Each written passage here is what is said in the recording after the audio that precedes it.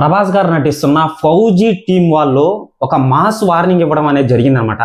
So ఇటీవల వచ్చిన ప్రభాస్ గారిది ఒక లుక్ అయితే లీక్ అయింది. అది మీకు తెలిసిందే, నాకు తెలిసి చాలా మంది చూసేసి ఉంటారు.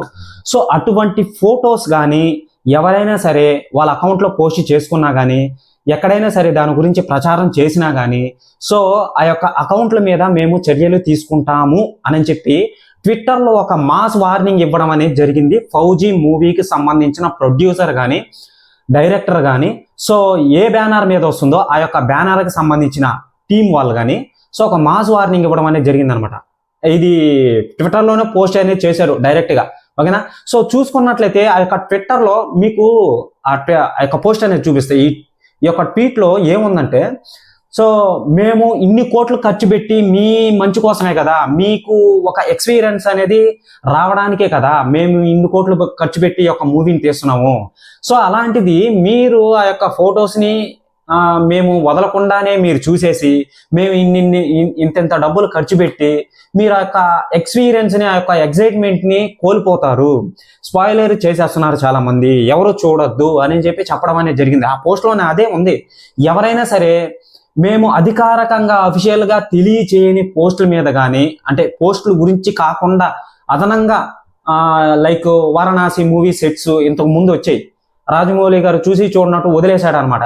ఏం కదిలే ప్రచారం చేసుకొని అది ఒక ప్రమోషన్ లెక్కన అని అనుకున్నాడు అనమాట. ఓకే, విధంగా ప్రభాస్ గారిది ఎటువంటి ఫొటోస్ అయినా సరే వచ్చినా కానీ, ప్రభాస్ గారిదే కాదు సో ఫౌజీకి సంబంధించిన ఎటువంటి పోస్ట్స్ కానీ వచ్చినా కానీ మేము ఆ యొక్క అకౌంట్ల మీద చర్యలు అనేటివి తీసుకుంటాం. వాళ్ళు యూట్యూబ్ వాళ్ళని సందర్శిస్తారండి, అంటే కాంటాక్ట్ అవుతారు. కాంటాక్ట్ అయ్యారు అనుకోండి అకౌంట్లు పోతాయి కన్ఫర్మ్డ్ ఖచ్చితంగా. ఎవరు చూపించడానికి ధైర్య సాహసం చేయరు. సో నేను కూడా చూపించను, అంత అవసరం లేదు. నేను చూడను, అసలు ముందు చూడను, నేను కూడా చూడలేదు. వచ్చింది కానీ నేను చూడలేదు, నేను స్కిప్ వదిలేసాను అనమాట. చూడాల్సినంత అవసరం లేదు, ఎవరో చూడొద్దు. ఎందుకంటే ఆ యొక్క ఎక్స్పీరియన్స్ని ఆ యొక్క ఎగ్జైట్మెంట్ని మనం కోల్పోతాం అనమాట. వాళ్ళు అన్ని కోట్లు పెట్టి ఖర్చు పెట్టి చేస్తున్నారు. సో మనం అలా చేస్తే అలాగా అది కుదరదు కదా. సో అది అందువల్ల నేను స్కిప్ చేసేసాను అనమాట. ఇంకో మెయిన్ విషయం ఏంటంటే, ఈ యొక్క మూవీ అనేది ప్రేమ కథ చిత్రం మీద నడుస్తుంది, అంటే ఒక లవ్ స్టోరీ మీద నడుస్తుంది కాబట్టి మరి క్లిక్ అవుదా అని చెప్పి చూడాలన్నమాట. దురందర్ని దాటుతుందా లేదా అని చెప్పి చూడాలన్నమాట. సో పెద్ద మూవీ కూడా వస్తుంది, ఆ యొక్క పెద్ద మూవీని కూడా ఢీ కొడుతుందా లేదా అనేది చూడాలన్నమాట.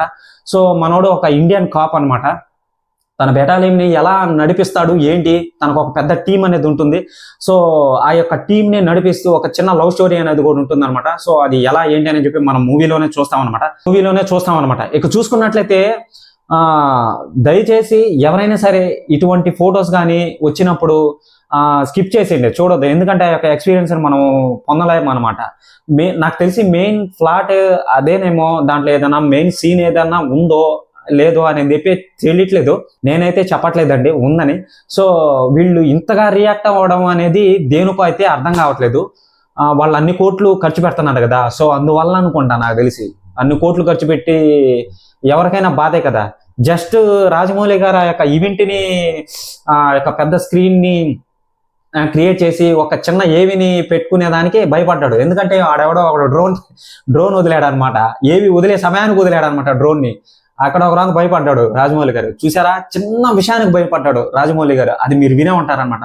సో ఇది కూడా ఎలాంటిదే, ఓకేనా.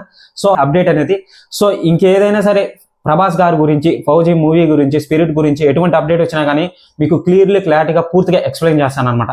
ఎవరైనా సరే ఛానల్కి కొత్తగా వచ్చినట్లయితే ఛానల్ని సబ్స్క్రైబ్ చేసి బెల్ ఐకాన్ ఆల్లో పెట్టుకోండి, ఓకేనా.